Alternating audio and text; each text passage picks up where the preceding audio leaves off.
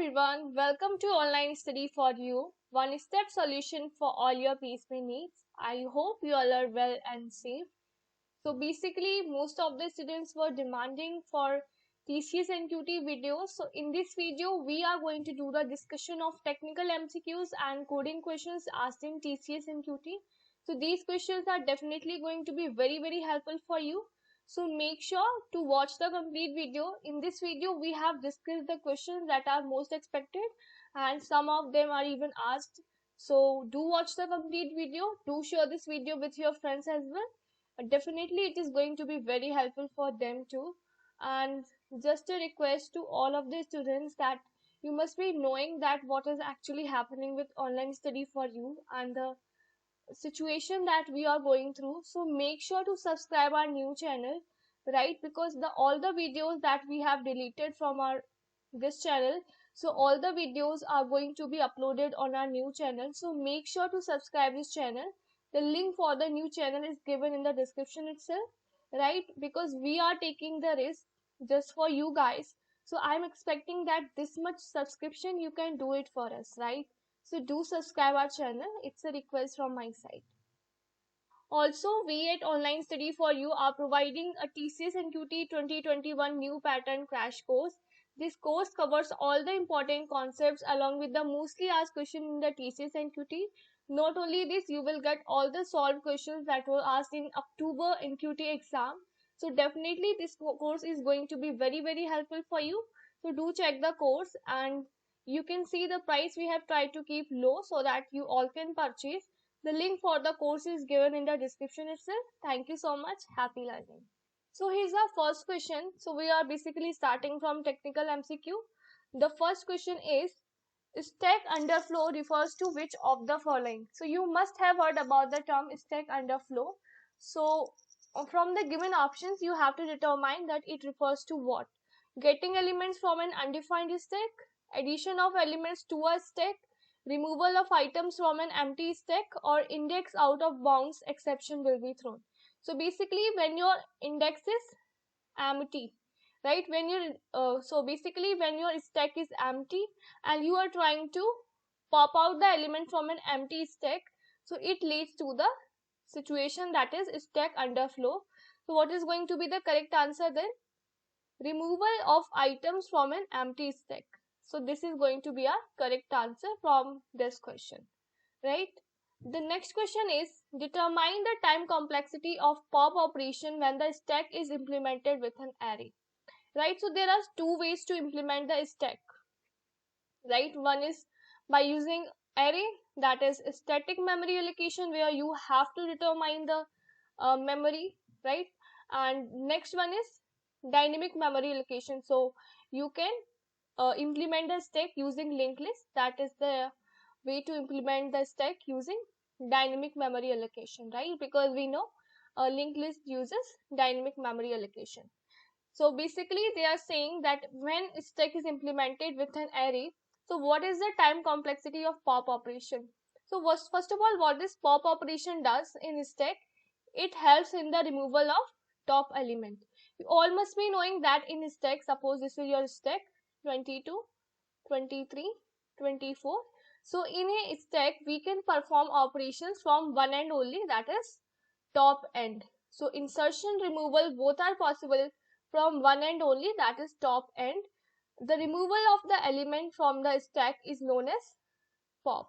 And obviously when you will do the pop operation, only top element is going to be removed, right? So that is the thing. So what is going to be the time complexity for pop operation? It is going to be bigger of 1 because the top element is going to be removed, right?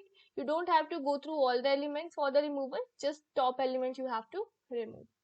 So that's the correct answer for question 2. Here's the question third, that why should we prefer linked list for representation of binary trees over arrays? Now what is the disadvantage over array for regarding array? So in array, accessing the elements is easy. For sure, accessing the elements is easy, like you can just by mentioning the index. For example, you want to access the element stored at second index, you can do a of 2. right? For 0th index you can do a of 0. So accessing the elements are kind of pretty easy in this stack. But when you have to insert an element, insertion, and when you have to delete an element, deletion. So for insertion you have to go through the whole array, and if in the case the size of array leads to is like short, to insert more elements, then we have to arrange the size and we have to manage the array accordingly. And deletion of array is also kind of hectic. But in the case of linked list, because see, arrays are following static memory allocation, right? So that is the issue. But in the case of linked list, it follows dynamic memory allocation. So insertion deletion is kind of easy when compared to the arrays, right? Also, as mentioned, that array follow static memory allocation. So you have to predetermine the size of array, right? You have to predetermine the size of the array. You have to determine that how many elements maximum this array can contain. And if you want to insert more elements, like more than the size of the array, in that case it's not going to be possible, right? But in case of linked list, you don't have to predetermine the size, right? Because it follows dynamic memory allocation. So these are the advantages of linked list over array. So let's see in the given option that due to dynamic size, ease of insertion deletion, so both are correct. See, linked list is having dynamic size because it follows dynamic memory allocation, and also insertion and deletion is kind of easy. So what should be the correct answer then? Option D, right? Because option D says both dynamic size and easiness in insertion deletion. So that is going to be a correct answer, right? So they will definitely ask question based on these data structures. Just 3 to 4 data structures regard their operations that we can perform on them. You have to be aware of them. And searching, sorting, time complexity, you should be aware of, like what is the criteria to implement binary search. So this is an homework for you. I always give you some sort of homework, so this is also an homework, that what is the important criteria important criteria for implementing binary search, right? We know that the time complexity of binary search is better than that of linear search, that is bigger of log n, right? Whereas in case of linear search, what is the time complexity? Bigger of n. But there is a certain condition that you have to take care of, and if this condition is satisfied, only then we can implement binary search. So do comment this particular condition or situation, right? And I will definitely check your answer. So here's a tree given to us, and we have to do the pre-order traversal. So mostly around many times TCS has asked question regarding pre-order traversal, post-order traversal, and I have also said it many times that be aware of it. And even whenever I do make video, I always make sure to include 1 or 2 questions from the traversals itself, right?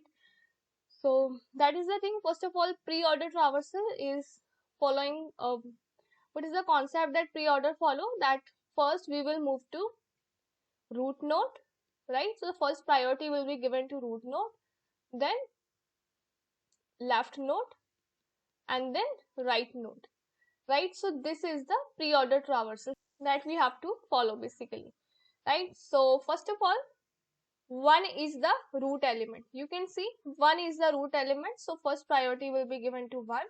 So first we will go to 1. Next, 2 is also root element, so we will cover 2 as well.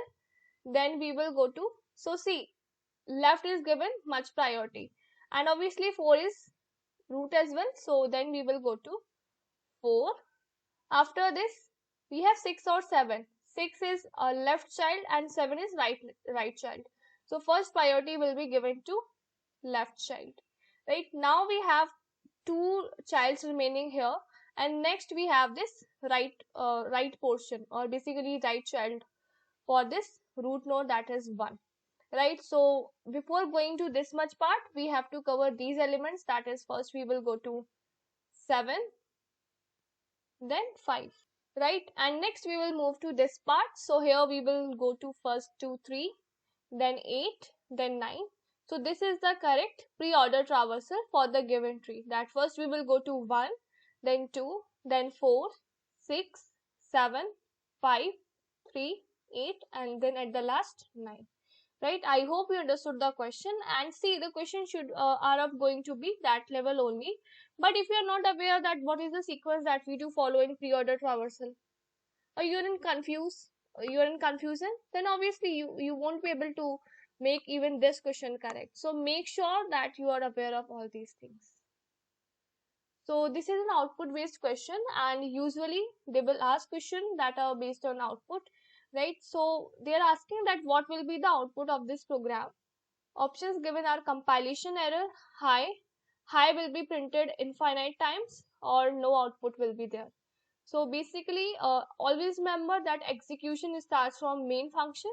So first we will go to main function, and inside main function, we are calling a function that is call, right? So we will go to this function call. Now you can see printf high, so first high will be printed, and again we are calling the same function which will lead to the printing of this high itself. Again we are calling, and you can see there is no base condition or any situation where we have to stop, right? This calling will keep on continue. So for this question, what is going to be the correct answer? What is going to be the output of this program? So option C is correct, that high will be printed infinite times, right? So I hope you understood this question, and let's move to the next question now. So here's our next question. In this question, we have to determine the meaning of this expression, or this is statement, that is const int pointer a. So what do you mean by this statement? Obviously, for sure, they can ask you this sort of question to make you confused, and if your concepts are not clear, maybe a case that you can mark to the wrong answer. So basically here a is a pointer that is pointing to constant integer, right? So e is a pointer that is pointing to constant integer, and this integer value cannot be changed, right? So this integer value cannot be changed, but it doesn't mean that we cannot change the value of pointer a, right? It can point to any other constant a. That is totally a possibility, and that's totally valid. But the constant int to which a is pointing to, its value cannot be changed. So this is what simply this statement means. So accordingly, what I explained, the correct option from the given options are going to be this option A, that we cannot change the value pointed by a, right? I hope you understood the question. Let's move to the next question now. So basically here I have included this theoretical question to let you aware some of the operations about a stack and what is basically a stack, right? If I will give you the logical representation about a stack, so this is a logical representation. It's not like that in memory itself it is going to be stored like this. So suppose we have some elements here like as 30, 31, 32, 33. Now what is the case with stack is that insertion deletion both are done at one end only,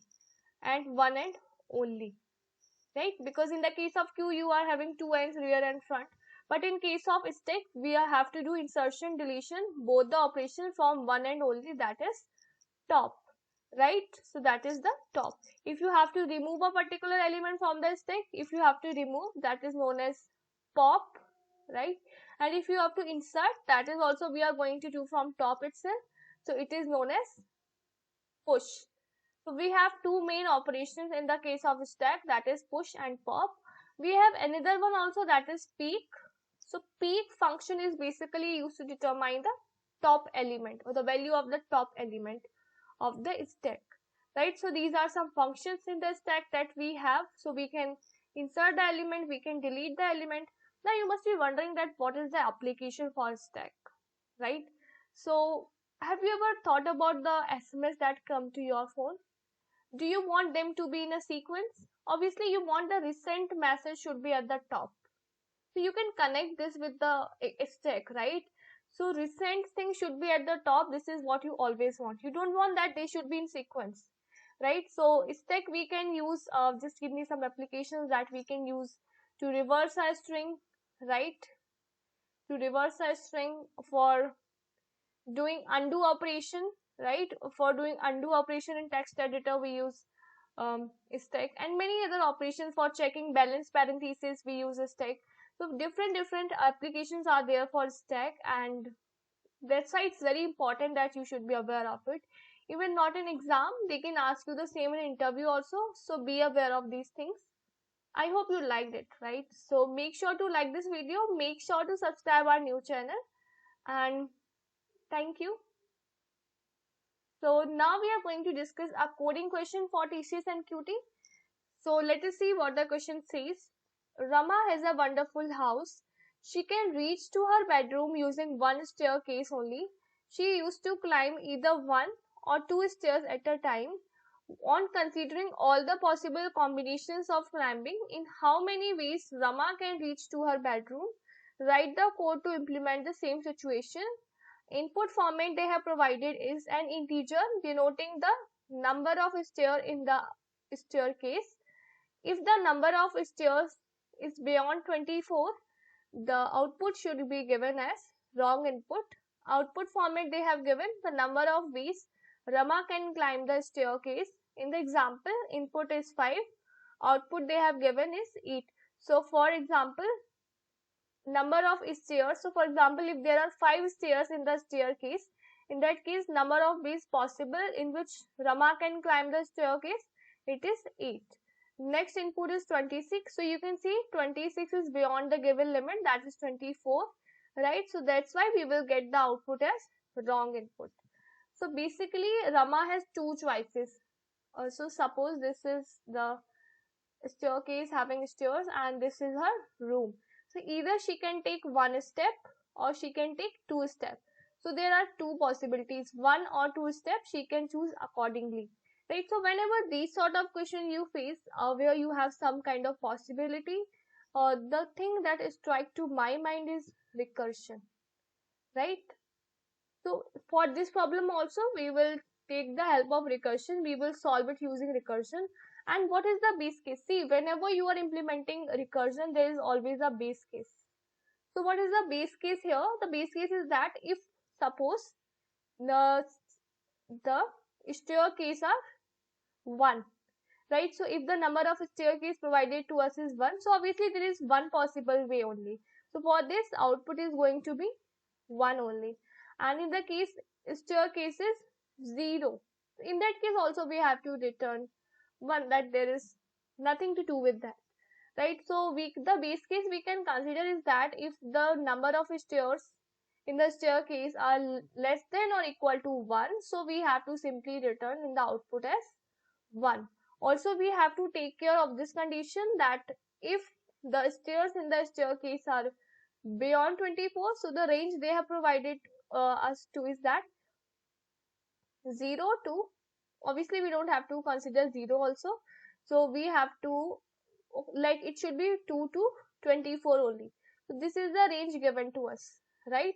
So for this particular range we have to do the certain operations, and if the input given to us is beyond this range, we will give simply wrong input, right? So when you will be doing this operation, this recursion thing, suppose n is the staircase given to you, so n minus 1 and n minus 2, you are having two choices, right? So even in the case of 1 you can get 0 also, so we have to take care of this as well. So that's why in that case we will return simply 1 as the output, right? So that is the thing. For this question we are going to implement recursion, and I will show you simply how to do this, but we can certainly optimize our solution. See, whatever we are doing, some sort of optimization is always possible, and I always say that there's not a particular solution for a problem. Multiple solutions are possible, it depends on your way of thinking, right? So we can include dynamic approach also here, but I want to include dynamic obviously because in case of TCS there won't be any time complexity issues, so no worries about this, right? So just by using a simple recursion you can solve the problem. But if in the case they are asking for much optimized solution, maybe in the case of interview, so you can follow the dynamic approach. right? So let's see the code now. So here first we'll take an integer n. So here n is representing the number of stairs in the staircase. Let us take this as input, right? And what we have to check. So firstly we will check the range, that if n greater than 0 and n less than 25, right? So it was mentioned in the question itself that stairs should not be beyond 24, right? So if this is the case, then we will proceed further, else we have to print wrong input, right? So that is the case. And here what we will do, so let's take a variable in ways. So this ways variable will call a function number of ways. To this function we will pass the number of stairs in the staircase, right? And we will simply print this variable, that is ways, right? So now it's the time to define number of ways function. So for sure this function is going to follow recursion, right? So number of ways int n.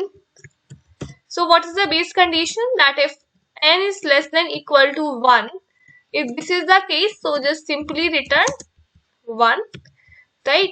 And otherwise what we have to do, else return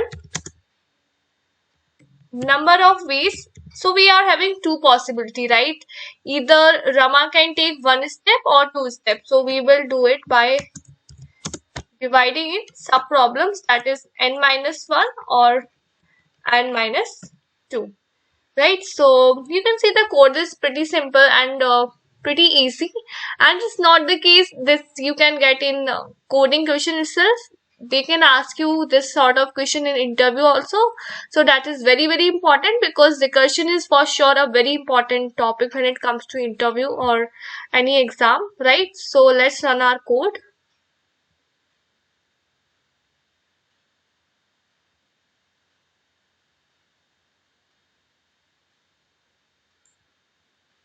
So let's give 5. So you can see for 5 we are getting 8. Let's give 2. So for two stairs, only two ways are possible. Either he can take 2 steps at a once, or he can just climb 1 step, then other 1 step. So these are 2 steps possible, 2 ways possible, right? Let's try for 26. So you can see it is beyond range, so obviously we will get wrong input, right? So I hope you understood the question, implementation and logic as well. If you like the video, so make sure to subscribe our new channel, because now on most of the videos will be uploaded there only. And also be with us, be our strength. So do subscribe, do like this video. Bye bye, take care.